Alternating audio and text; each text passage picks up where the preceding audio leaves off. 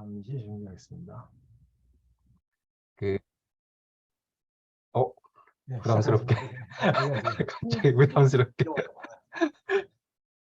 그러니까 이제 간단하게 말씀드리면 이제 미국 같은 경우에는 이제 시장이 워낙 발달돼 있잖아요. 그래서 그 자동차 그 대기업들 뭐 GM이나 포드나 이런 데들이 그 사용하는 부품들이 굉장히 그냥 그 일반적인 부품을 많이 쓴다는 거예요. 그래서 그냥 자기들 부품 업체들이 있는데 이 부품 업체는 GM에도 납품하고 포드에도 납품하고 이렇게 이제 그냥 범용적인 그런 부품들을 많이 사용하는 그런 측면이 있는데 이제 우리나라도 마찬가지지만 이제 일본 같은 경우에는 도요타나 뭐 이런 혼다 이런 애들이 자기들 협력업체를 다 가지고 있잖아요. 그래서 이제 똑같은 그 자동차 부품을 만들어도 이 친구들이 이제 아까 말씀하신 이 자동차가 약간 그런 인테그럴한 그런 특성이 있기 때문에 이제 그 혼다 그 아키텍처에 맞는 내지는 이제 그 토요타 아키텍처에 맞는 그런 약간 이제 커스텀된 그런 부품들을 토요타 그리고 이제 혼다 이런 데 납품을 많이 하고 그리고 이제 그 이런 부분들이 자기들이 이제 똑같이 몇 년 동안 함께 공동 연구를 하면서 이제 그런 부분에 대해서 조금 더 이제 인테그럴한 그런 측면이 강화될 수 있도록 이제 그런 부품들을 이제 납품을 한다는 그런 것들이 참 우리가 찾아보니까 이렇게 미국 자동차 그 업체들하고 이제 일본 자동차 업체들하고 이제 그렇게 다르더라. 그래서 이제 그런 식으로 커스텀된 부품들을 많이 사용을 하다 보니까 당연히 이제 토요타나 혼다 쪽의 자동차가 더 성능이 더 우수하고 고장도 덜 나고 뭐 하여튼 그런 식으로 이제 설명을 하는 논문들이 조금 있거든요. 거기에 푸지모토 이름이 있었는지 제가 정확하게 그건 찾아봐야 알 것 같습니다. 이상입니다. 푸지모토의 그 아키텍처 이론을 보면 그걸 이렇게 말씀하신 것처럼 부품사와 그 조립회사 두 개를 엮어서 경우의 수를 막 조합해요. 그래서 뭐 이럴 경우가 이런 뭐 부품사에선 인테그레이터를 만들어서 뭐 제조사에는 뭐 모듈 형식이 될 때가 가장 뭐 이익이 잘 되는 하여튼 이런 그래서 하여튼 제조업에 대해서는 연구를 많이 했습니다. 이쪽이. 그래서 그 근데 이렇게 계열사와의 관계도 보면 기업 간의 관계도 특징이 있죠.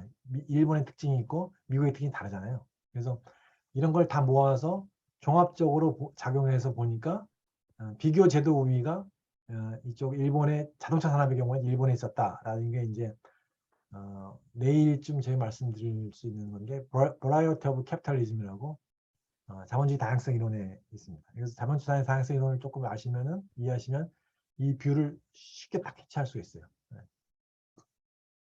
자, 그러시면 박사님, 저도. 네, 말씀하세요. 하이브리드 제품 같은 경우에요.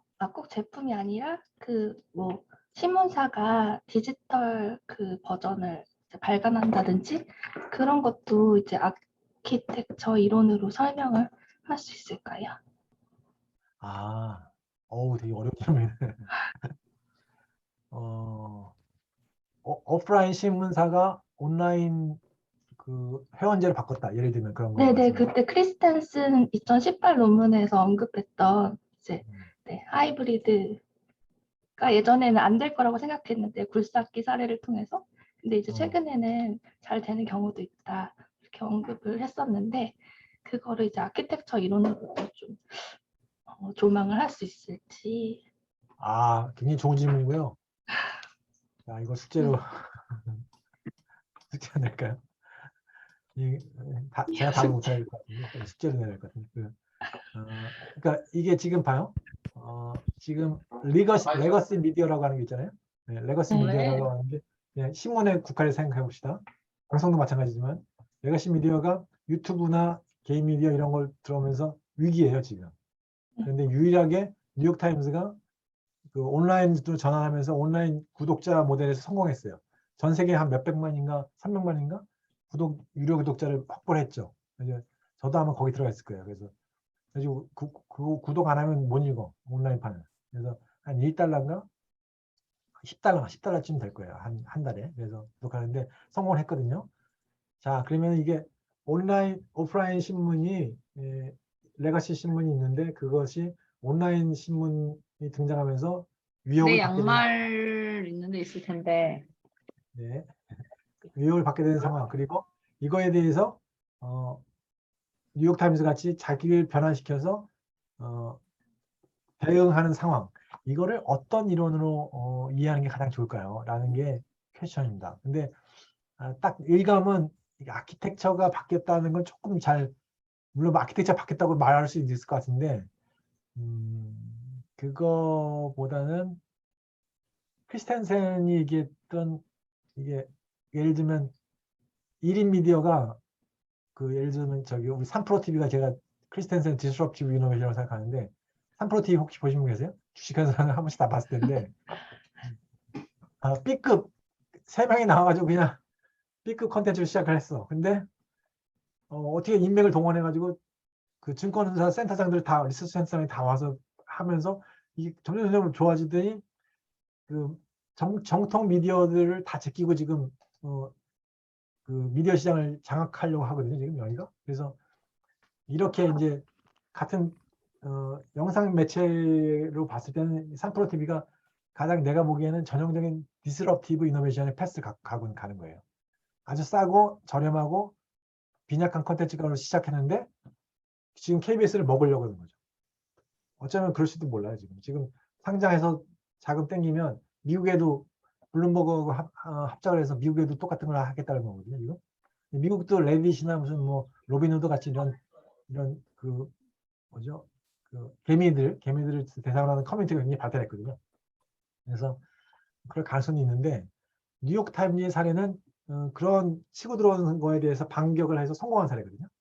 그 인큐번트가 망하지 않은 사례예요. 그럴 때 이거를 어떻게 이해하느냐 굉장히 중요한 질문인 것 같습니다. 근데 지금 딱 정확하게 답을 제가 하기는 어려운 것 같고 일감은 크리스텐센의 그걸 생각해야 될 것 같은데 한번 저도 고민을 해볼게요. 네. 한번 여러분들도 고민해 보시고 이그젠플 연습 문제로 뉴욕타임즈의 온라인 전환을 어떻게 어떤 혁신 이론으로 설명할 수 있을까요? 이거 이그젠플로 한번 해보시죠. 이렇게 해보는 게 저겁니다. 흔히 말하는 패러다임을 학습하는 그런 겁니다. 어저께 배운 걸 학습하는 과정이죠. 자, 오늘 3개를 하고 싶은데 될지 모르겠어요. 한번 제가 공유를 해볼게요.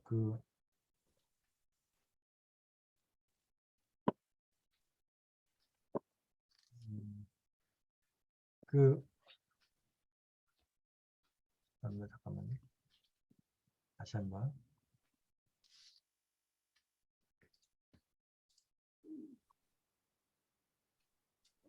보이시죠? 세미나의 구조. 보이시죠? 오케이, 다 보이죠? 공유된 거 보입니까? 한 번만 누가 사인을 해주세요. 네네. 네. 그래서 이게 지금 강의가 너무 많아서 여러분들이 복잡할 것 같아서 일단 이 구조를 하나를 한번 그러니까 정리해봤어요. 이게 테이크홈 메시지를 좀 간단하게 할수록 여러분들 기억이 나지 좋으니까. 어저께 한 걸 다시 한번 리뷰하면은 혁신학은 정체성이 일단은 응용학문이다.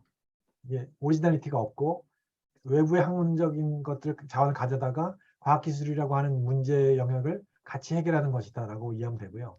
그래서 차별성이 뭐냐라고 했을 때 제가 생각하는 차별성은 융합에 있다는 거예요.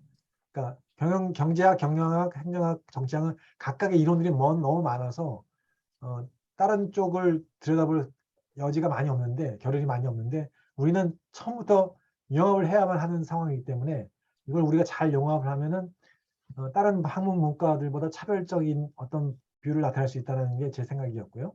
그 차별성이 정확하게 뭐냐 했을 때 제가 생각하기에는 기술 조직 제도의 공준화 프레임워크예요. 그래서 기술과 조직과 제도가 함께 맞물려서 상호작용하고 공준한다는 것이 어느 학문 분과에서도 이걸 명시적으로 다 갖고 와서 하는 경우가 많지 않거든요. 아마 없다고 하긴 쉽지 않을 거고 많지 않아요. 그래서 왜냐하면 경영학은 제도에 관심이 없고 행정학은 이 경영만큼 기술과 조직과의 관계를 자세하게 분석할 역량이 없거든요. 경제학은 둘 다 관심이 없을 때가 많고 사실 경제학은 조금 분석력이 좀 떨어지거든요. 그래서 경제학, 경영학, 행정학은 각각 이거 기술조직 제도의 그러니까 전체적인 모습이라고 한다면 각각은 조금밖에 못 본다는 거예요. 그래서 혁신학이라고 모이면 이걸 다 묶어서 기술 조직 제도를 한꺼번에 볼 수 있는 그 분석 틀을 만들어내고 분석을 하게 되면 그게 차별적이다. 그게 스태피에서 하는 차별적인 연구가 될 수 있다라는 게 제 생각입니다. 네. 그러니 여러분들이 그걸 가지고 검토를 해보시고 조금 더 디벨로퍼 해보시면 좋겠다는 뜻이고요. 그래서 3강, 4강, 5강은 기술과 조직, 기술과 제도에 대한 사례 연구들이라고 보시면 됩니다. 그리고 6강, 7강은 내일 할 건데요. 기술, 조직, 제도를 한꺼번에 본 그런 연구라고 볼 수가 있겠습니다. 그리고 마지막 날 시간 되면 해볼 것들은 이제 기타 주제들, 개념적인 것들을 조금 더 팔로우하는 그런 주제들인데요. 지금 PPT가 8강까지가 돼 있고 여긴 안 돼 있어서 여기는 어쩌면 그냥 말로 떼어줄지도 모르겠는데 하여간 하는 데까지 해보고요. 그래서 3강, 4강, 5강도 굉장히 내용이 많아서 이게 빨리 할 텐데 잘 쫓아오시고 부족한 거는 내일 11시 반에 다시 한번 질문을 주시기 바랍니다. 오늘도 제가 1시 전에 딱 끝내고 일어나도록 할게요. 네, 제가 스케줄 좀 있어서요. 지금 이렇게 넘긴 거 보이나요? 저기 글로벌 제약사는 나오나요? 그럼 이거 보여요. 예. 그러면 여기서부터 하겠습니다. 이걸 빨리 해야 되는데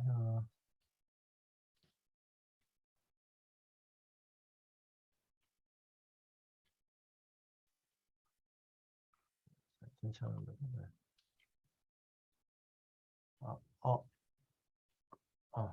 됐습니다. 이 슬라이드에서 목표라는 거는 한국 제약산업이 왜 성공하지 못했고 이제 어떤 가능성이 보이고 있는가를 설명하기 위한 건데요. 보통의 혁신 연구는 성공한 사례를 갖고 하죠. 근데 이거는 이제 거꾸로 왜 성공하지 못했느냐 하는 건데요. 이 전체 슬라이드의 요약입니다. 제약산업 연구를 하고 제가 이거를 어떻게 설명하는 게 좋을까를 고민하다가 글로벌 가치사슬이라고 하는 이론적 프레임을 갖고 왔어요. 그래서 글로벌 가치사슬 관점에서 설명을 하면 이게 깔끔하게 설명이 되겠다라고 생각한 건데요. 한국과 아시아의 국가들은 글로벌 생산 네트워크를 활용해서 산업화에 성공했습니다. 이것은 어떤 거냐면 글로벌 생산 네트워크의 생산 주체로 참여하는 거예요. 글로벌 생산 네트워크라는 건 디자인과 설계는 선진국이 하고요. 생산은 개도국이 값싼 인력을 가지고 생산해서 개도국이 하고요. 다시 판매를 선진국이 하는 것. 이런 모델을 글로벌 생산 네트워크라고 하는데요. 여기에 이제 처음에 일본이 들어가서 생산해서 성장을 시작했고 그 다음에 아시아의 4마리 용이라고 해서 한국, 대만, 싱가포르, 홍콩이 들어가서 이거 성공을 했고요. 그 다음에 들어가서 성공한 게 중국이죠. 중국에 들어가서 글로벌 생산 네트워크의 파워가 극대화된 거죠. 그러니까 이게 지도업의 세계화의 과정인데 세계화가 그렇게 강력하게 확장된 것이 중국에 가서 크게 결정적으로 확장됐다고 볼 수 있는데 우리나라를 비롯한 아시아의 동아시아의 개도국들은 이 과정을 통해서 선진국으로 성장했다는 겁니다. 이 생산 네트워크의 생산 주체로 참여해서 자본인을 축적하고 제조 역량을 발전하고 기술 학습을 했는데 그래서 보통 요건 좀 알아주시기 좋아요. OEM은 이제 우리 아시는 주문자 상표 부착 방식이죠. 오리지널 이퀴먼트 매니팩처링인데요. 자동차 산업은 조금 다른 의미로 쓰이는데 대부분의 다른 소비자 산업에서 이건 주문자 상표 부착 방식이라고 할 수 있고요. ODM은 오운 디자인 매니팩처링이라는 건데 이거는 디자인까지 생산자가 해요. 여러분 갭 같은 그 의류 있죠, 의류 제품들은 다 이렇게 되는데 어떻게 되냐면 그 OEM 생산 공장 회사들이 디자이너까지 뽑아가지고 다음 시즌 디자인을 먼저 합니다. 먼저 하고 그걸 갖다가 쭉 전시를 하면 바이어들이 와서 이걸로 합시다라고 딱 정해지기만 해요. 그러니까 바이어들이 디자인도 안 해. 그리고 거기다가 갭이라고 자기 상표만 붙여요. 그래서 생산을 하는 거죠. 이걸 다 오운 디자인 매니팩처링 하고요. 그 다음 단계가 마지막 단계 오운 브랜드 매니팩처링. 그러니까 갭에 대해서 생산을 해주던 용역업체가 자기 브랜드를 만드는 거죠. 그래서 똑같은 제품의 퀄리티니까 우리가 하겠다 하는데 쉽지 않습니다. 특히 소비자 같은 경우는 굉장히 이게 브랜드의 파워가 있기 때문에 이걸 넘기가 어려워요. 그래서 근데 이제 가전사 제품 같은 것들도 이렇게 해가지고 단순 생산 기지에서 세계적 브랜드 기업으로 도약했다는 게 전형적인 동아시아의 산업화의 스토리인데요. 제약산업은 근데 아쉽게도 글로벌 생산 네트워크가 발달하지 않았다는 거예요. 여러 가지가 이유가 있는데요. 첫 번째는 개도국에서 생산 아웃소싱이 발달하지 않았어요. 왜냐하면 약은 이 퀄리티가 굉장히 중요하거든요. 약을 잘못 만들어서 사람이 줬는데 죽었다. 그럼 큰일 나는 거거든요. 그래서 약도 용역을 맺고 생산만 대행해주는 업체들이 많이 있는데 다 선진국에 있습니다. 독일 뭐 이런 데 선진국에 있고요. 우리나라에서 대표적인 이제 지금 최근에 발달한 건 삼성이나 셀트리온 같이 바이오 의약품을 대행 생산을 해주는 곳이 있는데요. 그런 것들도 다 선진국에만 있었던 거죠. 그리고 제약산업 타산업과 달리 제조 역량이 혁신 역량으로 연결되지 않습니다. 굉장히 중요한 건데요. 다른 산업들 예를 들어서 뭐 노트북, 가전제품, 뭐 심지어 자동차까지도 OEM 생산을 막 하다 보면 많이 생산하다 보면 거기서 조금만 하면 자기가 디자인하고 자체 생산을 할 수가 있어요. 거기서 조금만 하면 더 혁신까지 갈 수가 있거든요. 생산 역량이 바로 연결이 될 수 있는데 약은 아무리 생산을 많이 해도 신약을 개발할 수는 없습니다. 신약을 개발하려면 새로운 사이언스가 있어야 돼요. 새로운 연구 개발을 해야 되는 거죠. 연구 개발 역량이 있어야 된다는 거고요. 그래서 이 때문에 한국 제약산업은 타 제조업의 전형적인 성장 경로에서 벗어나 있었던 거죠. 동아시아 국가들이 다 글로벌 생산 네트워크에 올라타면서 돈을 벌고 막 성장을 했는데 생산 네트워크가 없으니까. 그리고 신약을 개발하려면 사이언스가 어느 정도까지 막 올라와야 되는데 개도국은 사이언스가 약하잖아요. 그러니까 사이언스가 올라올 때까지 다시 말해서 제약산업은 선진국의 산업이었던 거죠. 그리고 생산 아웃소싱도 선진국끼리 하는 거였기 때문에 그런 특성이 있어서 개도국이 발붙일 위치가 없었다는 거예요. 그래서 여태까지 잘 발달하지 못했다는 거고요. 그런데 최근에 들어서 최근 한 20년, 10년 정도, 20년 사이에 새로운 움직임이 발생했는데 그게 뭐냐면 R&D 단계의 글로벌 혁신 네트워크가 생기고 있다는 겁니다. 글로벌 밸류 체인을 세 가지로 구분 나중에 할 텐데요. 판매 단계의 네트워크가 있고 이건 단순히 교육이죠. 교육. 중국 제품을 미국에서 사 쓰고 이런 교육을 갖다가 교육 네트워크를 글로벌 판매 네트워크라고 한다면 생산을 대행해 주는 걸 글로벌 생산 네트워크화 할 수 있는데 그게 점점 발전해서 이제는 R&D 혁신을 대행해 주는 글로벌 혁신 네트워크가 발달하기 시작했다는 거예요. 그래서 이게 아시아 제약산업의 기회창을 열고 있다는 건데요. 이거는 어떤 배경이 있냐면 빅파마라고 하는 건 뭐냐면 거대 제약사들, 거대 다국적 제약사들이라고 하는데요. 이 회사들이 R&D 생산성 문제를 겪고 있습니다. R&D 생산성 문제는 뭐냐면 돈은 계속 들어가는데 나오는 시장이 없어요. 이거 굉장히 프로덕티비가 떨어지는 거죠. 그래서 눈에 불을 켜고 좋은 시장 후보 물질을 찾기 시작했어요. 이 회사들이. 그래서 전 세계 어디를 가서라도 좋은 후보 물질만 있으면 좋은 값을 쳐주고 이거 후보 물질 사기 시작했습니다. 그래서 이것이 후보 물질 단계는 연구개발 단계이기 때문에 연구개발 단계에서 아웃소싱을 하는 것이기 때문에 이거는 글로벌 생산 네트워크라고 하지 않고 글로벌 혁신 네트워크라고 이름을 짓자라고 제가 제안을 했어요. 제안을 하고 제가 그게 세계 최초로 제안한 거라고 생각했는데 그건 아니었고 이따 나중에 말씀드릴 수 있는데 하여간 다른 분이 좀 유명하지 않으신 다른 학자가 먼저 글로벌 이노베이션 네트워크라는 말을 썼더라고요. 그래서 제가 조금 한 발짝 늦었는데 하여간 이 현상은 글로벌 생산 네트워크는 다 많은 사람들이 연구를 하는 거예요. 근데 이제 그게 아니라 이노베이션 단계, 혁신 단계에서도 선진국 회사들이 아웃소싱을 하기 시작했다. 그게 대표적인 게 제약산업에 나타났다는 거고 우리가 한국 제약산업은 생산 단계에서는 그 네트워크를 쓸 수 없었는데 이게 이노베이션 단계, 혁신 R&D 단계에서 네트워크가 생기기 시작했고 때마침 우리나라의 과학 수준이 굉장히 많이 올라왔어요. 올라오면서 혁신을 할 수 있는 단계가 온 거죠. 그래서 이것이 잘 만나서 우리가 기술 이전을 통해서 후보 물질을 개발한 다음에 기술 이전을 통해서 돈을 버는 그런 모델을 우리 한국 제약 회사들이 그리고 바이오 벤처들이 택할 수 있게 된 거죠. 그걸 통해서 이제는 다른 산업만큼 크게 발전할 수 있는 여지가 생겼다라는 게 현재 제약 산업을 볼 수 있는 큰 틀이다라는 게 이제 이 발표 자료의 요지고요. 그래서 결론은 일반 제조업은 글로벌 생산 네트워크를 통해서 추격을 하게 되는데 과학 기반 산업, 제약 산업과 같은 과학 기반 산업은 글로벌 생산 네트워크가 없었고 이제 글로벌 혁신 네트워크가 발달하고 있고 이걸 통해서 새로운 추격을 할 수 있다라는 게 결론이 되겠습니다. 그래서 이거는 아까 말씀드린 건데요. 시장의 세계화의 관계를 보면 제조업을 중심으로 보면 먼저 시장의 세계화가 이루어지고 그 다음에 1950년대부터 생산의 세계화가 이루어집니다. 이거는 이제 선진국에서 쓰는 물품을 개도국에서 처음 생산해서 판매하기 시작합니다. 그 전까지는 공산품은 선진국에서 생산해서 개도국에 팔고 개도국은 뭘 제공했냐면 광물 자원, 천연 자원을 제공하고 그 전에는 노예 인력을 제공했어요. 이런 게 초기적인 국제 무덤이 아주 오래 진행되다가 1950년대에 들어와서 2차 대전 후에 비로소 공산품을 개도국에서 생산해서 미국에 파는, 선용에 파는 이런 생산의 세계화가 이루어집니다. 이게 이제 그러다가 이제 1980년대 이후 2000년대 들어서 혁신의 세계가 이루어지는데요. R&D 오프쇼어링은 이제 R&D 센터를 외부에 짓는 거고 아웃소싱은 외부에서 기술을 사오는 것들인데요. 뭐 이런 것들이 이제 진행되기 시작했다는 거고요. 요거 이제 그 비교한 표고요. 그래서 개념적으로 이렇게 보시면 됩니다. 글로벌 프로덕션 네트워크는 프로덕션 단계를 개도국이 담당하는 겁니다. R&D와 마케팅은 선진국이 담당하는 거고요. 이게 전형적인 50년대 현상이고 지금의 다른 현상은 글로벌 이노베이션 네트워크는 R&D를 개도국이 담당하는 거예요. 그리고 생산과 마케팅을 선진국이 담당하는 거. 이게 제약산업에서 일어나고 있다는 거죠.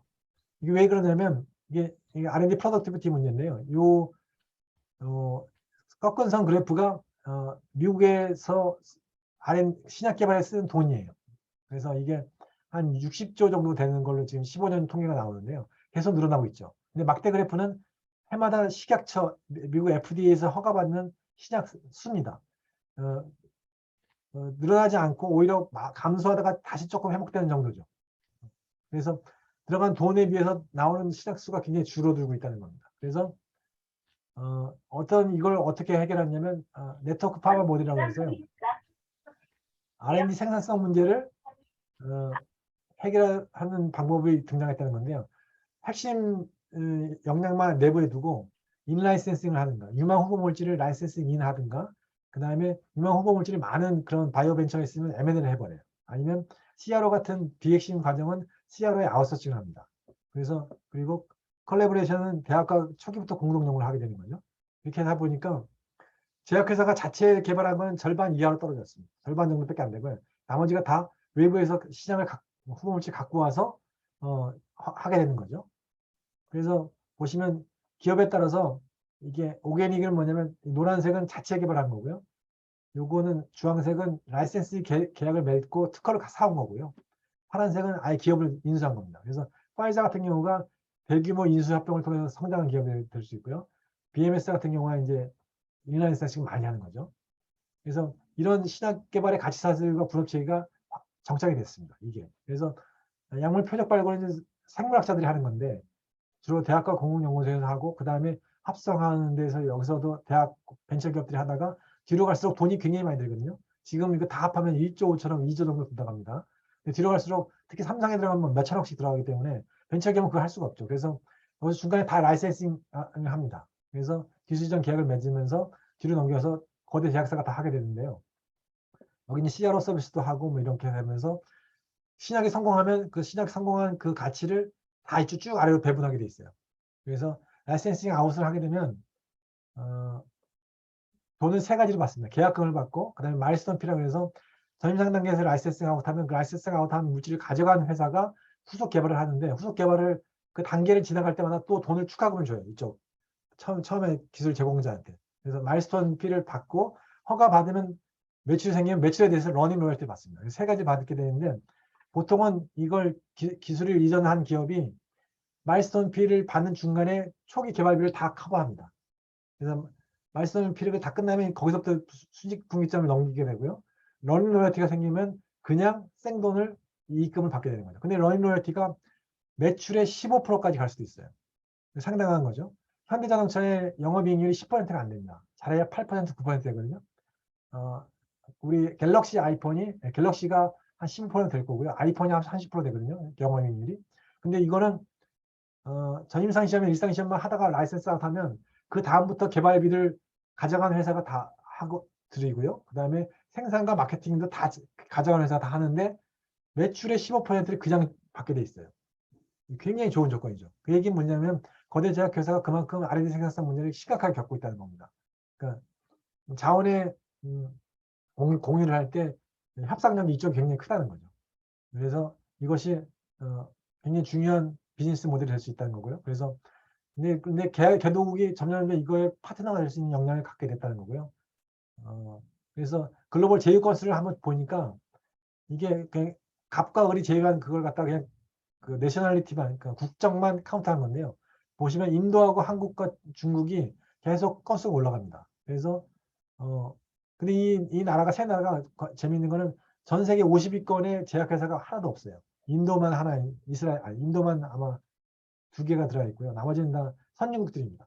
그러니까 글로벌 매출 상위 50개 기업 중에는 없는데, 우리나라 기업도 없고 중국 기업도 없는데, 이 중국 기업들과 우리나라 기업이 제휴 순위로는 20위권 안에 들어와 있다는 거죠.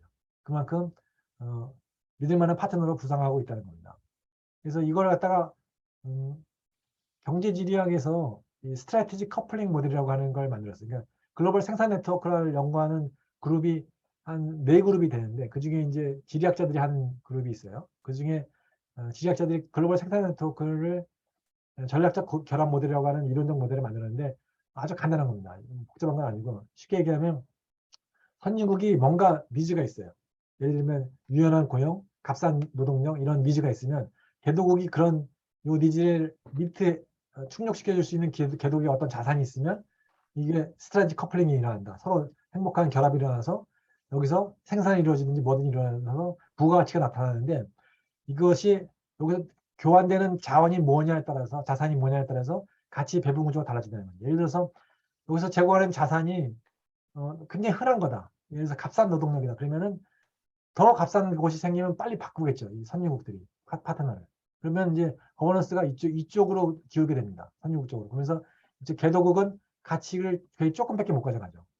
근데 만약에 개도국이 제공하는 어떤 가치가 전 세계에서 그 기업만 가지고 있는 어떤 지식 재산이라고 한다면 합상력이 확 바뀌겠죠. 그래서 거버넌스 구조가 이쪽으로 힘이 오면서 가치가 이쪽으로도 많이 가게 되는 거죠. 그래서 글로벌 생산 네트워크 단계에서의 이런 스트래티지 커플링은 개도국이 돈을 많이 못 버는 구조인데, 글로벌 혁신 네트워크로 오게 되면 이것이 개도국이 굉장히 돈을 잘 벌 수 있는 구조가 된다는 겁니다. 그래서 아시아의 추경 모델을 딱 3가지로 요약할 수 있다는 거죠. CRO 모델이 있고, 라이센싱 아웃 모델이 있고, CMO 모델이 있습니다. CRO 모델은 그 후보 물질 말고 전임상 시험, 임상 시험을 갖다 루틴한 과정이니까 대행해주는 서비스가 있어요. 그런 것들을 하는 게 고품질의 저가 서비스가 있고요. 신약 후보 물질을 라이센싱 아웃하는 모델이 있고, 이거 우리나라가 제일 많이 하는 거고요. 이건 CMO 모델은 생산을 대행해주는 건데, 우리나라의 삼성바이오로직스하고 셀트리온 딱 2기업이 하는 겁니다. 그래서 선진국의 기업이 이런 필요가 있어서 이런 니즈가 생겼는데, 개독은 이런 자산을 가지고 이런 걸 서비스 해줬다. 그래서 개독은 요 3가지 유형의 전략을 가지고 글로벌 기업으로 성장하려고 노력을 하고 있다, 이런 겁니다. 그러니까 이게 이 그림 하나가 아시아의 제약 기업들이 글로벌 기업으로 성장하는 모든 전략을 딱 3가지로 요약한 겁니다. 그러니까 요 그림만 이해하시면 아시아의 이머징한 회사들은 이런 전략이 있구나라는 걸 딱 알 수가 있다는 거죠. 그래서 근데 CRO가 제일 잘하는 것이 차이나입니다. 차이나가 잘하는 이유는 제일 유명한 것이 우씨인데요. 이유는 이 사람이 그 베이징대 북경대 화학과 출신인데 미국 컬럼비아대에 가서 박사를 받고 거기서 한 8년인가 벤처를 했던 경험이 있는 사람이에요. 그러니까 쉽게 얘기하면 그 중국 국적이지만 지식의 양이나 전문성 측면에서는 미국의 빅파마나 미국의 바이오텍 업계의 최상위 수준의 퀄리티를 갖고 있는 사람이에요. 실력이. 근데 그런 사람들이 여기 보시면 굉장히 많습니다. 다 미국의 메이저 대학에서 박사를 하고 빅파마에서 한 10년, 20년 근무했던 사람들이 중국 사람들이 굉장히 많다는 거예요. 이 사람이 그래서 북경에 들어와서 창업을 했어요. 우씨를. 그래서 대신 퀄리티는 자기들이 보장하는데 선발이 돼서 일을 해줄 사람들은 현지 인력을 고용했어요. 그래서 값싼 인력의 이 사람들의 성공 요인서는 값싼 인력을 가지고 저가의 고품질의 서비스를 저가로 제공하는 거예요. 그래서 여기 처음 시작한 화합물 합성 서비스였어요. 그래서 미국에 있는 파이자 같은 머클 같은 회사들이 어떤 화학식의 화합물을 언제까지 몇 그램 합성해 주세요 하면 여기서 딱 합성을 해주는데, 미국에 있는 다른 CRO가 하는 거에 비해서 3분의 1 가격에 더 좋은 퀄리티로 빨리 해주는 거죠. 그러니까 이거를 안 할 이유가 없는 거예요. 그래서 모두 다 와가지고 이걸 점점점 덜미상도 확대하고 임상까지 확대해서 매출 성장이 엄청나게 뭐 가파르게 성장하게 된 거죠. 그래서 CRO 기능을 여기서 잘했다는 거고요. 그래서 CRO에서 하다 보면 신약 개발의 모든 과정에 있는 것들 다 경험하게 됩니다. 근데 그래서 마음만 먹으면 신약 개발 회사를 바꿀 수가 있어요. 근데 여기는 이제 신약 개발 회사로 바뀌는 순간 이해상충이 생기기 때문에, 그러니까 고객 회사하고 경쟁 관계가 되기 때문에 절대 자기는 CRO에 머문다라고 하고 있는데요. 문제는 여기서 경험을 쌓는 중요한 인력들이 나가서 생태계를 형성할 수가 있죠. 지식이 축적되면서 다른 CRO도 많이 만들고요. 신약 개발 회사도 많이 만들고. 그래서 지금 현재 중국이 굉장히 신약 개발 역량이 굉장히 올라와 있어요. 우리나라를 앞지른다고 볼 수도 있고요. 그래서 이제 세계의 공장이 아니라 세계 연구소가 되고 있다는 평가를 받고 있는 거죠. 그래서 요약을 하면 현지 저임 고급 인력과 글로벌 수준을 갖춘 재미 경력 과학자가 결합을 해서 고품질의 저가 CRO 서비스를 제공한다. 라는 게 이 전략적 결합 모델입니다. 이거는 우리나라는 안 되죠. 우리나라 인건비가 너무 비싸서 중국과 인도만 가능한 모델입니다. 우리나라는 그래서 뭘 하냐면 신약 후보물질 라이센싱 아웃하는 모델을 갖고 있습니다. 그래서 우리나라 보니까 매출이 너무 작아가지고 글로벌 FDA 허가를 받는 시장을 개발하기 위해서는 1조 정도의 돈이 든대요. 근데 연구비가 뭐 몇백만 원, 몇백억, 잘해야 1, 2천억 정도밖에 안 되기 때문에 글로벌 신약을 독자적으로 임상 3상까지 진행해서 FDA 허가를 받을 수 있는 자금이 안 됩니다. 우리나라가. 제약회사들이. 그러니까 처음부터. 그러니까 이거는 처음부터 그냥 제네릭만 만들어서 팔 수 있는 밖에 없는 상황이었는데 마침 글로벌 제약사들이 R&D 생산성 문제를 겪으면서 후보 물질만 좋으면 내가 가져간다. 라는 그런 시장이 열린 거예요. 다시 말해서 이노베이션 네트워크가 열렸는데 그게 글로벌 단위로 확산하게 됐고 우리나라 기업들이 다 그런 전략을 갖고 됐다는 거죠. 그래서 제가 2004년에 요 기업들을 가서 다 연구소장들을 다 인터뷰를 해봤어요. 그랬더니 다 똑같아. 원래는 한 40개 기업을 인터뷰하려고 했는데 한 10개 하다가 끝냈어요. 더 이상 갈 필요가 없어. 다 똑같아. 후보 물질을 잘 발굴해서 임상 1상이나 2상 A 정도에서 라이센싱 아웃하면 아까 말한 15% 정도의 이익을 벌 수 있거든요. 그러면 이게 1조 원 이상 팔리는 제품이 지금 한 100개 정도 될 건데 1조 원 이상 팔리는 제품은 블록버스터라고 그래요. 신약을. 그렇게 그런 제품으로 허가되면 만약에 15%의 러닝 로열티를 받게 되면 가만히 앉아서 순이익을 1,500억을 매년 받게 되는데 그게 보통 한 12년 정도를 받게 됩니다. 특허 기간이 2000년, 20년이지만 유효 특허 기간 12년밖에 안 되는 게 중간에 임상시험하고 하라고 시간을 뺏어먹기 때문에 12년 동안 1,500억씩 받는 제품을 만약에 낸다 그러면 지금은 매출이 뭐 1조 정도 가까이 될까 말까고 순이익이 그중에 뭐 1,000억 될까 말까인데 순이익이 더블되고 3배 되는 거기 때문에 주식이 뭐 2배, 3배 뛰겠죠.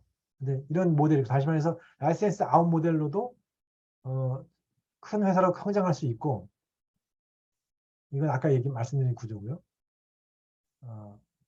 그래서 이걸 통해서 실제로 큰 회사로 성장한 회사가 있어요. 여기에 지금 빠졌는데 길리아드라고 여러분 타미플루라고 먹어보신 분 계실 텐데 신종플루 약을 개발한 회사인데요. 미국의 길리아드라는 회사인데 우리나라 그 신종플루 화합물 합성한 사람이 우리나라 사람이었어요. 근데 여기도 스몰 바이오텍이 시작해가지고 그 타미플루 후보 물질을 로시에 기술 이전합니다. 그래서 로시가 그걸 개발해서 타미플루로 완성시켰고 신종플루가 터졌을 때 기술료만 한 5천억을 벌었어요. 이쪽 길리아드가. 거기서 그래가지고 계속 기술 이전 받고 또 기술 기업을 M&A하고 그래가지고 길리아드가 지금은 세계 6위권 제약회사가 됐어요. 6위인가 8위가. 엄청나게 성장을 해가지고 여기는 항바이러스 제제 특허해가지고 모든 에이즈 약품에 대해서 갖고 있고요. 그 다음에 A형 간염에 우리나라 미국에 많은 게 A형 C형 간염인가요? A형 간염인가?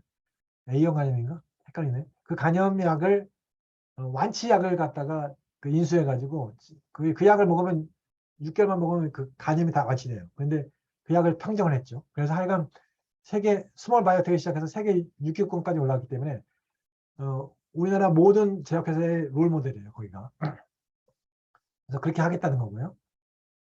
그래서 2015년이 놀라운 해였는데요. 한미약품이 5개의 대규모 라이센싱 아웃을 했어요. 그래서 총 계약 금액이 한 7조 정도 됐어요. 7조. 그러니까 이거는 계약만 된 거니까 업프론트는 뭐냐면 계약 당시에 받는 돈이고요. 계약금. 마일스톤은 그 단계 통과할 때마다 받는 돈이고요. 마지막에 매출에 대비해서 받는 건데 이건 보통 공개는 안 합니다. 2디짓 뭐 이렇게 하는데 이걸 다 요거까지만 합쳤을 때 7조가 남았어요. 그래서 이걸 다 성공하면 글로벌 기업을 확 될 수 있는 거였는데 결론이 지금 다시 돌아왔대요.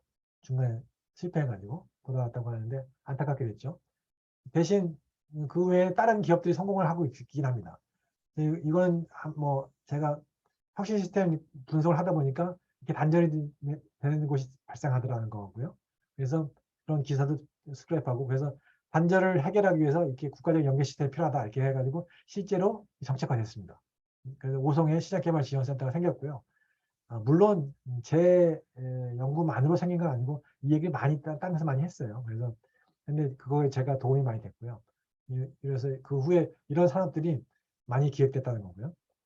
마지막으로 CMO 모델은 고품질 저가의 CMO 서비스를 많이 해서 돈을 벌 다음에 시장 후보 물질을 간다는 전략인데요.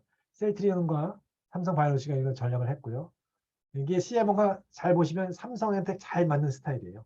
그래서 삼성은 반도체 회사인데 생산 수율 관리를 가장 잘하는 회사거든요. CMO는 수율 관리가 굉장히 중요한 겁니다. 그래서 이걸 잘 포지셔닝을 했고 여태까지 잘하고 있고요. 근데 이제 여기서 여기까지 잘했는데 바이오 신약으로 넘어오는 건 굉장히 또 다른 역량이다라는 거고요. 그래서 관전 포인트는 CRO 모델, 그다음에 후보 물질 모델, CMO 모델 중에 누가 먼저 성공할까? 아직 이제 결판이 안 났다는 거예요. 그래서 이렇게 보면은 쉽게 얘기하면 여기는 아직 제도적 변수력이 많이 안 나오죠. 그죠? 그래서 이게 하나의 이게 전체적 표인데 조직 구조죠. 조직적 측면에서 본 거예요. 미국과 글로벌 비파와들과 한국의 회사들 사이에 조직 모델이고요. 그 다음에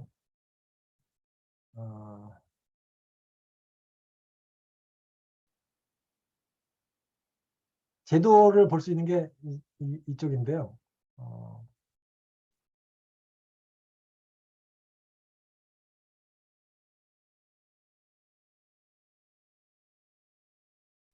이거를 빨리 하려면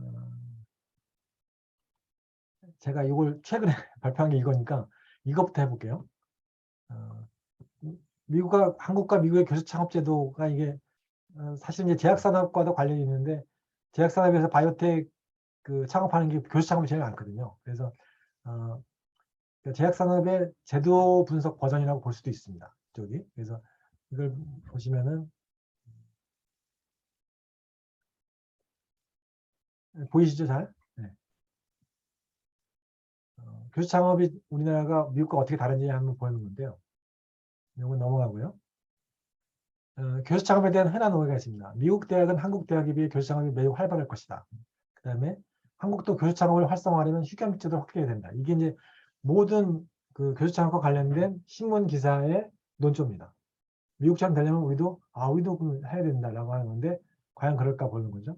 양적 측면 보면 한국이 굉장히 미국의 3배 많습니다. 연구비 대비 GDP 대비로도 미국의 3배를 많습니다. 교수 창업이 놀랍죠. 다시 한번 보시고요. 근데 질적인 성과는 잘 그렇지 않습니다. 미국은 이제 23.5%가 성공하면서 이미 높은 성과를 보이고 있고요. 우리나라는 그 엑시트 성공률 자체가 안 나오고 있고요.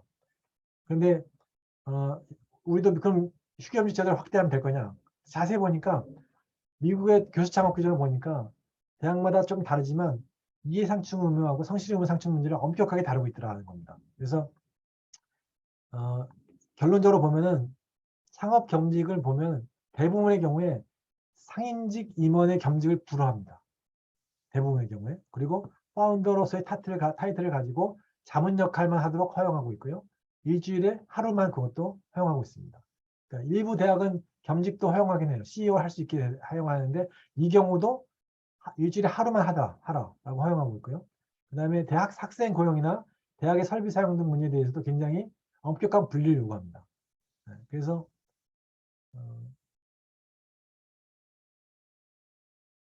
보시면은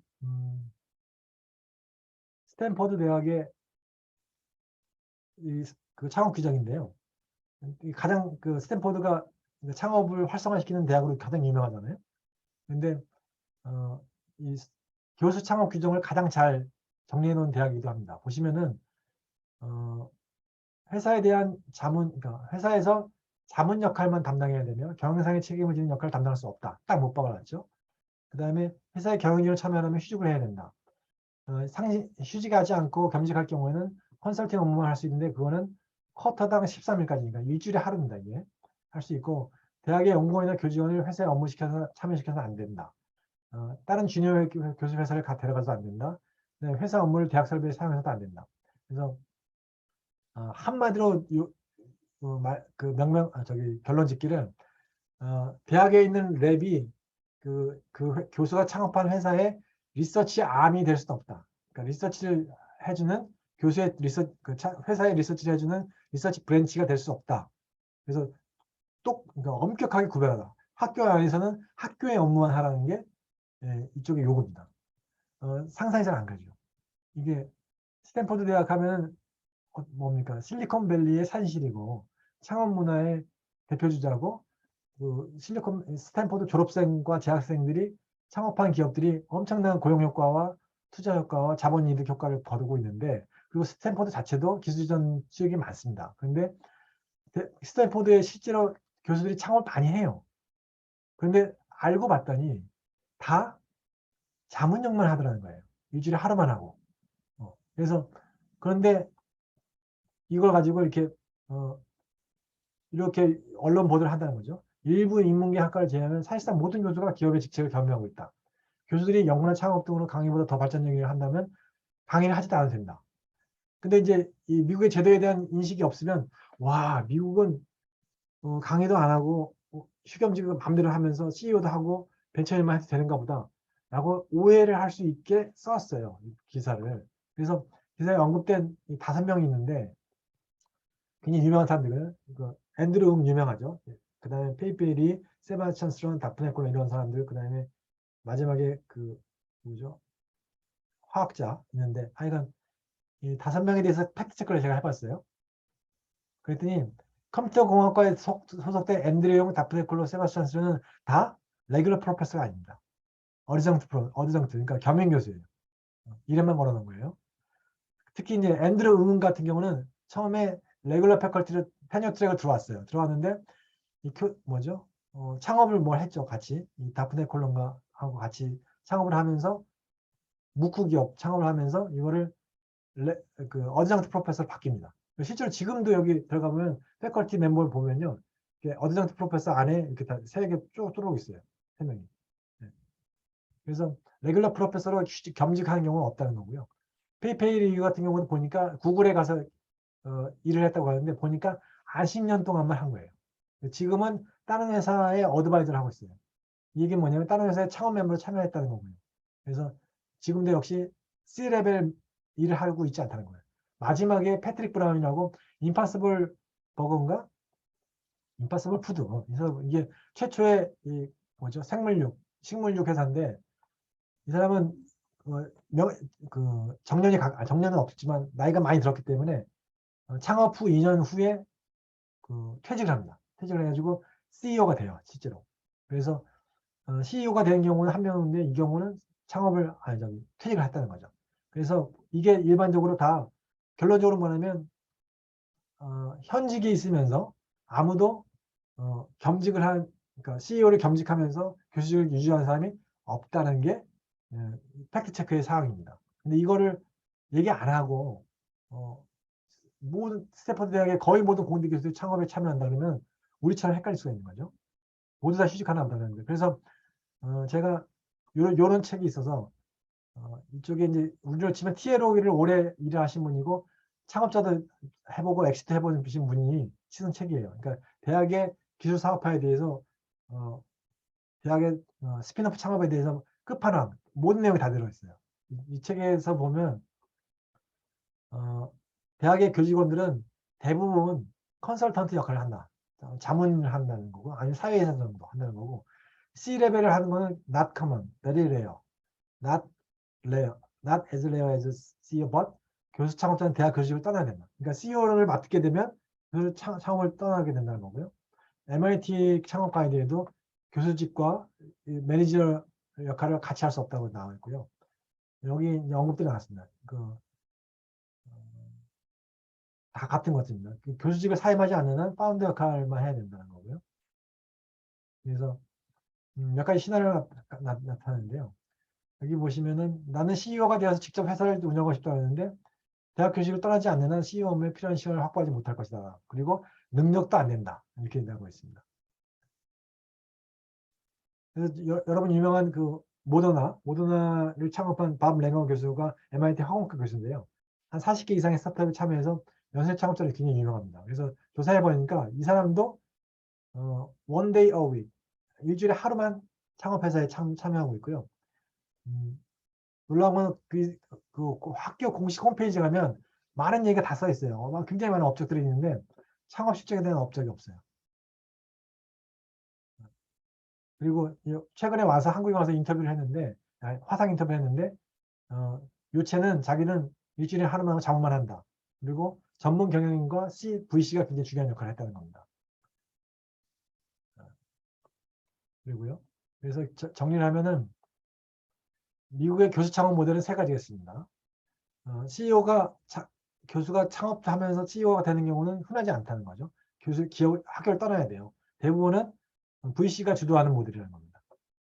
아니면 창업자가 CEO를 데리고 와서 하는데 이 경우도 VC 투자를 받게 되면 VC가 주도하는 모델이 되는 거죠. 왜 그러냐면 이게 라운드별로 지분 구조인데요. 이게 VC가 파란색인데 두 번째 라운드 가면 기업 내부 인력보다 더 많은 지분을 갖게 되고 세 번째 라운드로 가면 50%를 넘어가게 됩니다. 그리고 미국은 이사회 중심 경영이라서 이 지분 구조에 따라서 이사회가 형성이 됩니다. 그래서 보통은 이 C라운드 정도 넘어가게 되면 이제 자리가 잡히게 되면 창업자나 뭐 이렇게 해가지고 이사회에는 내부 인력이 한 명 정도밖에 안 들어오고요. 나머지는 다 VC가 이사회 의석을 차지하고요. 그리고 마지막 한 명이 그 사단의 명망가를 모셔가지고 이사회 의장을 시킵니다. 이런 구조가 전형적이어서요. 그래서 심지어 창업자를 바꾸기도 하죠. CEO를 대표를 바꾸기도 하죠. 그래서 스티브 잡스가 한때 쫓겨났다가 오기도 하고 여러분 그 앤 해서웨이하고 로버트 드니로가 주연한 인턴이라는 영화가 있어요. 로버트 드니로가 앤 해서웨이가 창업한 회사에 가서 인턴을 하는데 고민을 얘기하죠. 앤 해서웨이가 투자자들이 CEO를 새로 모셔오려고 하는데요. 어떻게 하죠? 이렇게 하니까 로버트 드니로가 당신은 자격이 있으니까 밀어붙이세요. 이렇게 조언을 해주거든요. 바로 그런 상황. 그러니까 CEO가 투자자에 의해서 CEO가 바뀔 수 있는 언제든지 바뀔 수 있는 상황이 미국의 지배구조입니다. 그래서 이걸 갖다가 창업자의 딜레마라고 하는 하버드 왓서만 교수가 쓴 책에는 딜레마는 두 군데 둘 중에 하나 돈이냐 지배력이냐. 그러니까 VC 투자를 받으면 지배력을 잃게 돼 있어요. 아니면 지배력을 가지려면 VC 투자를 받지 않아야 돼요. 이게 미국의 구조라는 건데 이것이 굉장히 그러니까 다시 말해서 벤처는 똑같은 벤처 기업이지만 우리나라는 창업자 주도 모델이고 VC는 지원하는 거고 절대 감나라 배나라 좌지우지하지 못하거든요. 굉장히 다른 구조죠. 기업 거버넌스 구조가 다르다는 겁니다. 그래서 한마디로 얘기하면 우리나라는 창업자 주도 모델이다. 교수가 책임을 지면서 CTO를 하게 되고 그렇기 때문에 교육과 연구에 지장이 있고 연쇄 창업 못하죠. 이거는. 그리고 확대되기 어렵죠. 이게 문제는 한 학과에 20명의 교수가 있으면 동시에 휴직이나 겸직을 허용하는 게 몇 명까지 가능한데 5명만 가능해도 강의가 지금 당장 빠꾸나고 난리가 날 거예요. 이건 확대가 안 되는 거죠. 근데 VC 주도 모델은 창업자가 소수 지분을 가집니다. 이게 유일한 단점인데 창업자는 돈을 많이 못 벌어요. 뭐 10%, 5%, 15%이 정도밖에 못 받고 나머지 절대 다수 지분을 벤처 캐피탈에 갖게 돼 있어요. 그리고 창업자는 비상한직이기 때문에 일주일에 하루 자문만 하게 돼 있어요. 그래서 교육과 연구에 지장이 없고 그리고 거기서 나오는 연구에서 계속 새로운 기업을 창업할 수 있어요. 그리고 얼마든지 확대 가능해요. 그러니까 뭐 모든 교수가 창업을 해도 아무 문제 없어요. 이 모델은. 근데 한국은 이게 아직 안 된다는 거고요. 쉽게 얘기하면 미국은 이거 두 개가 다 있고 한국은 이거밖에 없다. 이거라는 거죠. 그래서 이게 어느 쪽이 좋은지 봐야 되는 건데 여러 가지 고민을 해야 되는 거고요. 한국과 미국의 차이도 있어요. 예를 들어서 미국은 교수 연봉을 굉장히 많이 주죠. 또 스타 교수는 막 뭐 몇 억씩 몇십억씩 데리고 오는데 그렇게 데리고 온 교수가 와서 자기 공부나 애들 안 가르치고 창업을 하고 있다? 경쟁해서 이건 말이 안 되잖아요. 뽕을 뽑아야지. 저걸 미천을 뽑아야 되죠. 투자금을 뽑아야 되니까 그렇게 엄격하게 다스리는 것 같고 근데 우리나라는 교수 월급이 낮죠. 그리고 함부로 막 그 스타 교수라서 그 큰 연봉을 줄 수도 없고. 그러니까 이제 창업을 해도 좀 느슨한 것 같기도 하고요. 교수직에 대한 기대 역할도 여러 가지가 있습니다. 그래서 의견이 다 갈리고 동료 입장도 달리고 또 학생 입장도 있죠. 나는 30명이 지도해주는 학과라고 생각하고 도왔는데 5명은 창업해볼 가버렸어. 내 등록금 내놔. 이렇게 될 수가 있는 거죠. 그래서 이런 것 차이를 우리나라에 아는 사람이 미국에서 왔다 갔다 하면서 비즈니스를 하는 소수의 VC들은 이 차이를 알고 있고요. 나머지는 다 몰라. 그 참 신기했는데 유일하게 서울대 현탁강 교수님이 이거 아시더라고요. 그래서 우리 이정동 교수님이 쓰신 축적의 시간이라는 책이 뭐냐면 이런 내용이 나오는데 딱 미국식 모델을 얘기하고 있습니다. 그래서 이거의 차이는 유일하게는 교수가 큰 돈을 못 번다는 거고요. 뭐 이건 참고를 하시고요. 그래서 근데 문제는 이걸 그럼 VC 주도 모델을 지금 당장 할 수 있느냐? 안 된다는 거예요. 이제 여기서 이제 제도의 문제가 나오는 거죠. 제도의 문제는 첫째, VC 제도와 상장 제도가 이렇게 달라요. 그래서 창투사의 경영지의 목적 투자를 제한합니다. 그러니까 VC가 지배를 할 수가 없어요. 창투사, 벤처기업 스타트업을 VC가 지배를 못합니다. 그리고 코스닥 상장지에 창업자의 지분이 안정적으로 확보돼야 된다는 걸 봅니다. 그래서 20% 이상을 요구하고요. 그 다음에 그거에 반대급부로 표준객사상의 이해관계 있는 조항을 넣습니다. 이해관계는 뭐냐면 우리로 치면 재벌 총수에 해당하는 겁니다. 그 기업을 대표하는 사람을 누군가 만들어라. 그래서 이 기업에 문제가 생겼을 때 연대 책임을 지게 합니다. 그 다음에 더 중요한 거는 VC 주도 모델을 하게 되려면 CEO를 맡아줄 인력이 있어야 되거든요. CEO가 맡아줄 인력이 있어야 되는데 없어요. 우리나라는. 왜냐하면 생태계의 나이가 오래되지 않았기 때문에 엑시트를 또 해보고 뭐 여러 가지 경험이 있는 그런 CEO들이 많이 있어야 되는데 그래야지 VC가 기획 창업을 하게 되면 CEO를 모셔올 수가 있는데 우리나라는 그런 사람이 없다는 거죠. 그래서 제도적으로 안 되고 더 중요한 건 전문 경영자 풀이 없습니다. 그래서 지금 당장 할 수가 없어요. 이 VC 주도 모델을. 그리고 부가적으로는 기업 거버넌스나 기업에 대한 기업 간의 문화 자체가 달라요. 미국은 주주자본주의가 관철되는 것입니다. 우리나라는 자본주의라고 하고 주식회사가 있고 제도를 따르고 있지만 사실상 주주자본주의가 아니고요. 총수자본주의예요. 여러분. 그래서 오늘 LG화학의 분할 상장 이슈 뭐 이런 것들 보시면 미국과 다르게 개인 주주의 이익이 버젓이 침해되는 것이 아무 문제 없이 진행되는 제도를 갖고 있다는 거예요. 그래서 누가 계산해 보니까 8가지 사례 이슈에 대해서 주주 보호가 안 된다. 우리나라는. 그래서 엄격한 의미에서 미국식의 주주 자본주의가 안 되는 거예요. 근데 미국식 주주 자본주의가 되면서 이사회 중심 경영을 하게 돼 있어서 이런 것들이 가능하게 됐다는 거죠. 그래서 우리나라는 그러면 넉넉히 있을 수 없고 가능한 대안들이 있는데 현재의 대안을 유지할 수밖에 없습니다. 지금 우리나라는 이쪽으로 갈 수가 없기 때문에. 그래서 대신 2번과 3번과 같은 그 임시적인 모델을 한번 성공을 시도해 볼 수 있다는 거고요. 지금 이런 모델들이 많이 나타납니다. 그러니까 기업 출신으로서 경영 능력을 가진 사람이 대학 교수로부터 기술 지원을 받아서 창업을 하고 벤처 캐피탈부터 투자를 받는 경우죠. 이런 경우는 교수가 직접 창업을 하거나 아니면 기업 출신 경영자가 아무 기술 없이 창업하는 경우보다 훨씬 좋은 케이스거든요. 이런 경우들이 나타나서 세마이 미국식 모델로 갈 수가 있다는 겁니다. 그래서 이런 복수의 창업 모델에 들어오면 기술은 있지만 직접 창업은 두려운 그런 많은 교수들이 확 창업에 나설 수가 있는 거죠. 그래서 이 모델만 되면 그것이 될 수 있다는 건데 지금은 어렵다는 겁니다.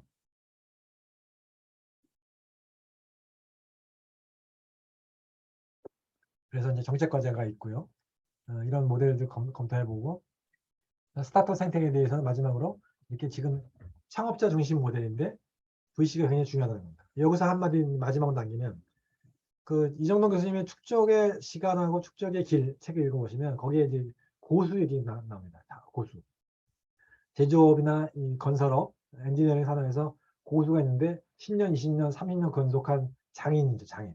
이런 사람들은 뭐 큰 다리도 설계도 하고 막 이러는데 경험이 많기 때문에 그 암묵적인 지식이 고수한테 쌓인다는 거죠.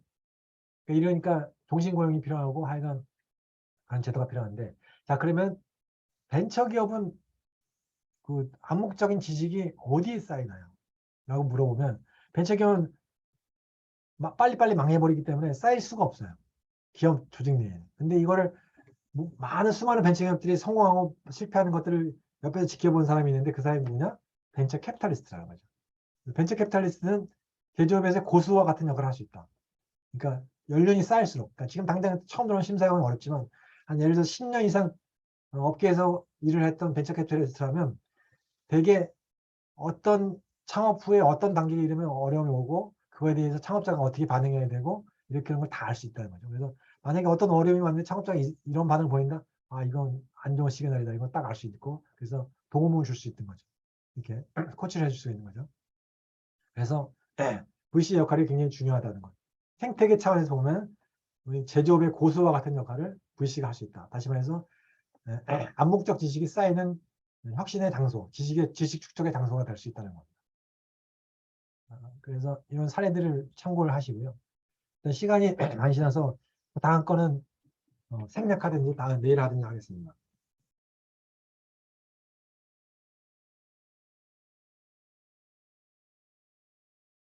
공유 중지가 안 되네.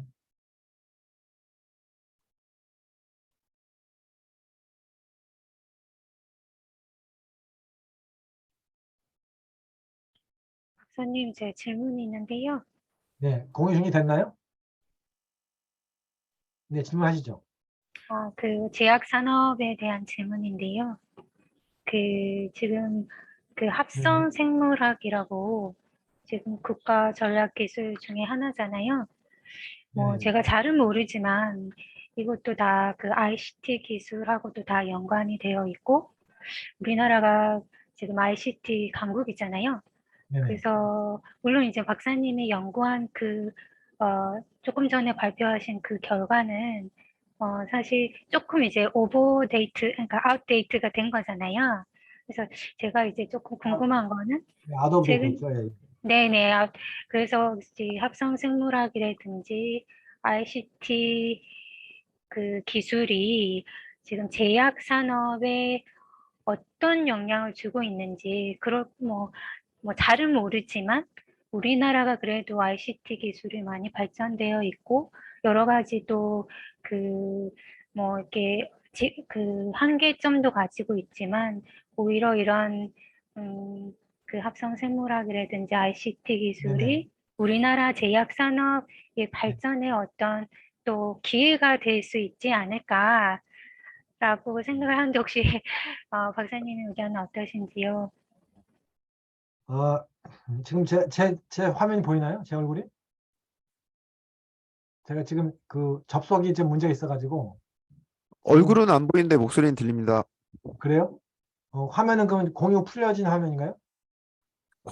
파일은 공유돼 있습니다. 아, 그래요? 이거 어떻게 해야 되지, 이거? 박사 지금 얼굴도 보이는데. 빙글빙글 돌면서 지금 이거. 됐습니다, 박사님. 박사님 어디 가시지? 사라지실.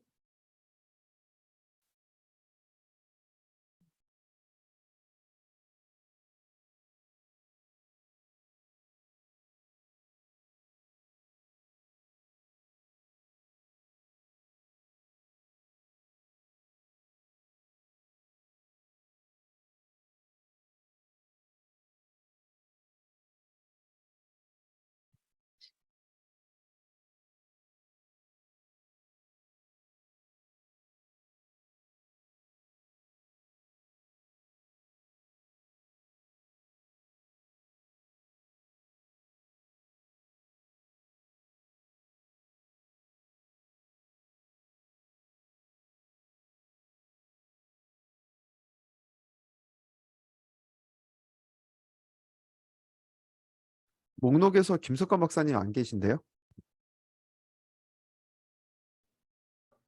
전화 드려볼게요. 잠시 튕기신 것 같아요. 예, 죄송합니다. 이제 나왔네. 예. 예. 아까 꼬여가지고, 예, 죄송합니다. 네, 들어왔습니다. 예. 죄송합니다. 아까 그걸 공유 푸는 과정에서 렉이 걸려가지고. 네. 아까 질문 누가 하셨죠? 네, 이양희 선생님, 이양희 원모님. 좋은 질문인데요. 첫째, 우리나라가 IT 강국이다라는 것에 대해서 오해를 풀어야 돼요. 첫째, 우리나라는 IT 중에서 하드웨어 강국입니다. 네. 소프트웨어는 이제 약해요. 약하고, 그래서, 근데 이제 디지털 전환에서는 핵심은 소프트웨어거든요. 소프트웨어가 세상을 지배합니다. 쉽게 얘기해서 소프트웨어가 세상을 먹고 있는 거죠. 지금 누구 표현대로 하면. 근데 소프트웨어가 약하기 때문에, 우리나라가 IT 강국이라고 할 때는 그걸 걸러 들어야 되고요. 그다음에 4차 산업혁명 얘기할 때 이걸 조금 더 자세히 얘기할 텐데, 그리고 디지털 기술, 데이터 분석 기술을 생물학에 접목해서 하는 거는 굉장히 유망하고 지금 온 세계가 다 동일한 선상에서 경주를 하고 있죠. 그래서 합성 생물학 같은 경우는 제가 정확하게 모르는데 거기에 데이터 사이언스가 들어가기는 할 것 같은데 아주 메이저인지는 모르겠어요. 합성 생물학은 유전자를 분석하는 것뿐 아니라 그거를 하나씩 AGTC 이렇게 쌓아가지고 새로운 생물체를 만드는 거거든요. 그래서 그걸 바이오 파운드리라고 하는데 없던 생물체도 만들고 막 이런 거예요. 그래서 굉장히 생물학 자체의 패러다임이 완전히 바뀌는 건데 그것이 꼭 디지털 기술과 얼마나 연관되는지 잘 모르겠어요. 근데 그건 그 데이터 기술이 연관된다면 데이터 유전체 분석을 하는 단계이기 때문에 그거는 꼭 합성 생물이 아니어도 바이오 인포메틱스 단계에서 많이 하거든요. 그래서 근데 그것이 우리나라가 얼마나 강하냐 그건 쉽지 않고요. 지금 당장은 이제 인공지능을 시장 개발에 응용하는 노력을 많이 하고 있습니다. 경쟁을 많이 하고 있고요. 이게 우리나라에도 몇 개 기업이 있고 그런데 아마 세계적으로 프론트에 있다거나 하기는 어려운 것 같아요. 지금. 그래서 전통적으로 우리나라가 소프트웨어가 취약한 상황이었기 때문에 그렇게 낙관적이지 않다. 지금 하고는 있지만 뭔가 좋은 결과 나올지는 아직 잘 모른다라고 볼 수가 있고요. 합성 생물학은 꼭 인포메틱스 이슈는 아닐 수 있다라는 거고요. 그건 따로 볼 필요가 있습니다. 네. 근데 하고는 있습니다. 예. 그리고 어저께 그 이양희 연구원님 주신 정치학 관련돼서는 우리 연구소에 있다가 건국대로 가신 배영자 교수님이라고 계세요. 그래서 그분이 정치학 전공으로서 스태프에 계시다 가셨는데 지금도 그 비슷한 일을 조금 하세요. 그래서 그분이 쓰신 것들이 미중 패권 경쟁과 관련된 것도 있고 그래서 한번 보시면 좋고요. 정치 경제학은 굉장히 관련이 됩니다. 정치 경제학은. 그래서 정치 경제학 중에 이제 자본주의 다양성 이론이라고 있는데 그거는 제가 내일 따로 자세하게 말씀드릴게요. 그래서 그거는 우리가 굉장히 중요하게 쓸 수 있는 이론적 툴이 될 수 있어서 그래서 자본주의 다양성 이론과 비롯해서 정치 경제학적 이론하고 혁신 연구하고 잘 결합한 사람이 스티븐 캐스퍼예요. 스티븐 캐스퍼의 논문을 한번 보시면 굉장히 도움이 될 것 같고요. 제 생각에는 아마 그거 다 읽었으면 좋겠어요. 스티븐 캐스퍼 거. 아주 인사이트가 있습니다. 글도 잘 쓰고 쉽고. 그래서 그건 내일 좀 더 얘기하고요. 또 질문 있으신가요? 박사님, 저 그 VC에 대해서 좀 생태계 관점에서 여쭤보고 싶은 게 있는데요. 그러니까 뭐 이게 뭐 사실이냐 아니냐보다는 제가 느끼는 좀 부정적인 해석이 맞는 건지가 일단 궁금한 거거든요. 뭐냐면 분명히 벤처를 이제 만들어내고 그리고 육성시키고 뭐 생태계를 조성하는 데 있어서 VC의 역할은 굉장히 중요하다는 거는 뭐 어느 국가 어떤 분야를 막론하든 다 맞는 얘기 같은데 아까 말씀하신 그 미국의 사례에서 뭐 VC가 예를 들어 무슨 뭐 CEO를 뭐 교체한다는 문제라든가 아니면 우리나라에서는 그게 안 된다 하더라도 실제로 어떤 우리 VC의 상당수 사실은 공공 모태펀드를 이용을 해서 그걸 뿌리는 역할도 많이 하고는 있는데 이들이 이제 벤처들에게 이게 돈을 준다고 할 때 제가 바라본 많은 벤처 캐피탈리스트의 자세들이 보면은 좀 어떤 느낌이냐면 이제 그들을 위해 돈다는 느낌보다는 돈줄을 쥐고 있는 상태에서 뭐 배려를 한다, 봐준다, 뭐 돈을 준다 이런 느낌의 자세를 많이 갖고 있는 걸 봐왔거든요. 실제로는요. 본인의 돈이 아닌데도 불구하고요. 그러니까 이제 미국의 상황하고 우리의 상황하고 좀 비슷하기도 하고 다른 부분도 있겠지만 어쨌든 저는 이런 걸 볼 때 사실 벤처 캐피탈리스트가 존재하는 이유와 그 생태계에 대한 생태계에 기여할 수 있는 역할들이 분명히 본연의 역할이 있음에도 불구하고 이걸 일종의 그 권력 같은 식으로 해서 잡고 가려고 하는 부분들이 있는데 이런 것들에 대해서는 어떻게 제도적으로 이런 걸 좀 보완하는 방법이 있는 건지 아니면 우리나라가 시도하고 있는 건지 뭐 그런 것들이 사실 좀 궁금하기도 하고 어떻게 보면 민간 VC가 아니라 또 민간 VC라 하더라도 공공자금에 기대서 민간 VC의 가짜 역할을 하고 있는 우리의 생태계가 좀 이해가 안 가는 부분들이 있어서요. 좀 이런 문제에 대해서 좀 어떻게 생각해 보신 부분이 있는지 좀 궁금합니다. 네. 아주 중요한 질문이고요. 그걸 이쪽에서 하면 좋은데,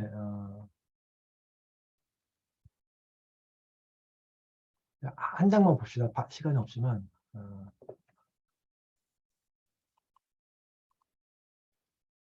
요거 하나만 볼게요.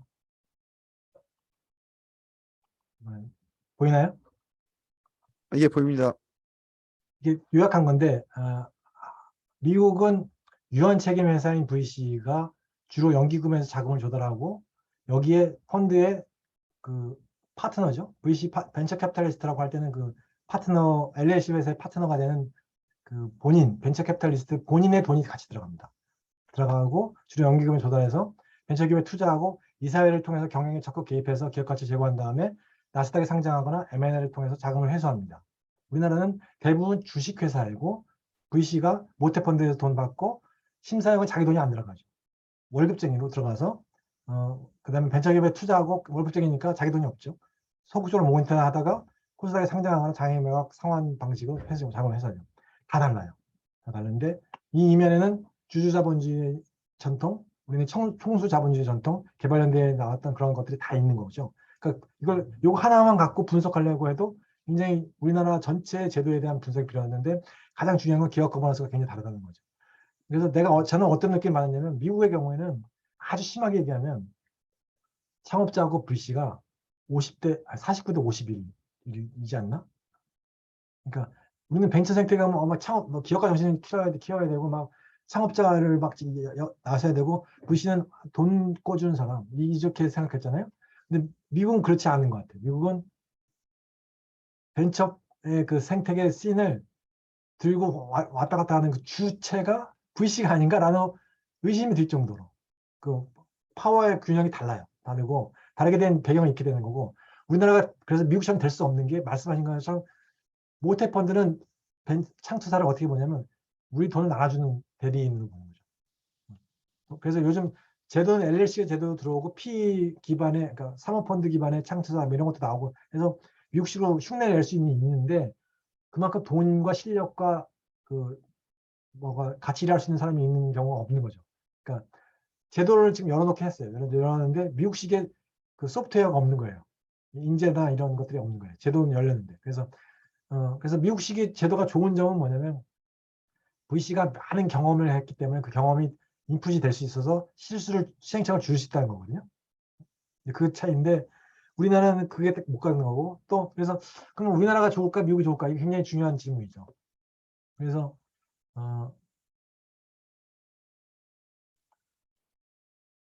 다시 보시면 이게 여기서부터 고민이 되는 거예요. 첫째, 미국이 좋냐, 우리나라 좋냐, 좋은 점, 나쁜 점 한번 비교를 해봐야 되고요. 둘째는 그렇다고 해서 우리가 지금 갈 수 있느냐, 미국으로. 미국 제도 갈 수 있을까? 두 번째 답은 지금은 분명해요. 가기가 어려워요. 미국의 제도 좋다고 하더라도 갈 수가 없는 거죠. 말씀하신 것처럼 여러 가지 한계가 있기 때문에 재원도 다르고 그 VC 조직 구조도 다르고 법도 다르고 제도도 다르고 기업과는 다 달라. 자, 그러면 이제 지금 4차 산업혁명 시대에 가장 중요한 주제 하나가 스타트업 생태계거든요. 디지털 전환이라고 하는 게 그 기존 산업 외부에서 스타트업이나 기존 빅테크 기업들이 기존 산업에 침투하면서 형식으로 융합을 이루기 때문에 스타트업 생태계가 약하면 약할수록 디지털 전환이 잘 안 되는 거고요. 4차 산업혁명에 밀리는 거예요. 그게 그래서 일본이 지금 저러고 있는 게 그것 때문이거든요. 일본은 우리나라보다 한참 더 밀려 있어요. 저 뒤쳐져 있어요. 이 스타트업 생태계가. 그래서 그럼 지금은 4차 산업혁명 쫓아가려면 스타트업 생태계가 발전해야 되는데 그 핵심은 제가 보니까 우리나라하고 미국의 차이가 VC예요. VC의 역량. 그다음에 VC가 얼마나 스타트업 경영에 같이 들어오느냐 이거예요. 그래서 VC도 그 트렌드가 있어요. 그래서 미국도 서부하고 동부 다르고 IT하고 BT 다른데 한동안은 미국에서 다 벤처 캐피탈에 그 투자하면 자기가 다수 지분이 되기 때문에 CEO를 다 갈아치우는 게 유행했대요. 한동안은. 그러다가 그 기업들이 2008년 되면서 다 망하더래요. 근데 보니까 그 알토스 벤처의 김한준 그 대표 얘기인데 안 망하고 잘하는 기업이 딱 하나 있었는데 보니까 거기는 저기 자기 관심 별로 없어가지고 CEO를 안 바꾼 것이요. 그래서 그다음부터 현타가 와가지고 CEO를 안 바꾸고 있대요. 자기가 이제 되도록이면 창업자를 계속 밀어준대. 그래서 근데 사실은 그게 창업자가 잘하기만 하면 그게 맞고 또 IT가 온오프라인 오토 비즈니스 같은 경우는 뭐 복잡한 게 없기 때문에 계속 할 수 있는데 바이오는 좀 달라요. 바이오는 신학 개발은 그 후속 과정이 교수가 모르는 과정이 너무 많기 때문에 그 전문성이 위해서라도 다른 사람들이 와야 되는 문제가 있긴 해요. 근데 하여간 그 분야마다 다르고 동부하고 서부의 센티멘트가 다 다른 것 같은데 우리나라 제도가 더 좋을까 미국의 제도가 좋을까 굉장히 중요한 고민이에요. 굉장히 중요한 고민이고 우리가 지금 생각은 미국이 경험이 많고 앞서갔기 때문에 아무래도 미국이 좋다라는 것을 하지 않을까라고 생각하고 있는데 저는 이 교수 창업에 대해서 리포트를 내고 뉘앙스는 미국이 조금 좋다라는 뉘앙스를 갖고 있지만 명시적으로 쓰지는 않았어요. 그런데 점점 지금 어떤 일이 벌어지고 있냐면 이 업계에서 엑셀러레이터나 VC들이 다 교수는 창업하지 마세요. 이 얘기가 굉장히 지금 확산되고 있거든요. 특히 의대 교수는 창업하지 마세요. 왜냐하면 가장 갑 중에 갑이거든. 이게 의사이면서 교수. 두 갑이 뭉쳐서 갑 오브 갑이 생긴 사람이라면 창업을 하면 안 된다라고 하는데 하여간 그래서 그럼에도 불구하고 교수 창업을 잘 하시는 분도 계시고 그래서 저는 그렇게 되는데 업계에는 지금 교수 창업에 대해서 상당히 부정적인 기류가 형성되고 있거든요. 그래서 우리도 미국처럼 가자라는 거 하는 건데 우리가 워낙 다이나믹하고 빠른 나라 아닙니까 우리가? 다른 나라 막 50년 걸릴 거막 5년 만에 하고 이런 거기 때문에 저는 쉽지 않다고 생각했는데 어쩌면 생각보다 빨리 미국식 모델이 하나 더 생길지도 모르겠어요. 그래서 하여간 근데 지금은 아까 얘기한 것처럼 내 돈도 아니고 심사학 돈도 아니고 뭐 기업 거버넌스 문제도 그래서 어려운 상태는 맞다라는 겁니다. 근데 더 가장 기본적인 건 제가 보기엔 거버넌스 구조예요. 기업 거버넌스가 굉장히 우리 미국하고 우리가 차이가 있어요. 그러니까 거버넌스가 취향이 다른 상태에서 스타트업이라고 하는 제도가 들어온 거죠. 그러니까 우리나라 우리식대로 스타트업이 제도 바뀐 거예요. 그래서 미국은 창업자를 막 바꾸고 이렇게 가볍게 가는데 우리나라는 창업자가 100년 되게 이렇게 생각해야 돼. 100년 갈 기업을 생각하고 뼈를 묻어야 돼. VC는 그걸 보고 투자를 해, 믿고. 거꾸로. 우리는 그런 상황이죠. 상당히 투자와 스타트업 문화가 다르다는 걸 알 수 있습니다. 하여간 더 계속 고민합시다. 자, 질문이 없으시면 마칠까요? 혹시 마지막 질문 있으세요? 네. 그럼 질문이 없으시면 내일 11시 반에 다시 뵙고요. 그 사이에 생각나시면 질문을 해주시기 바랍니다. 자, 오늘도 수고하셨고요. 오늘 2개밖에 못하겠네요. 하여간 조절 잘 해보겠습니다. 예. 내일 또 뵙겠습니다. 감사합니다. 감사합니다. 감사합니다. 아. 아.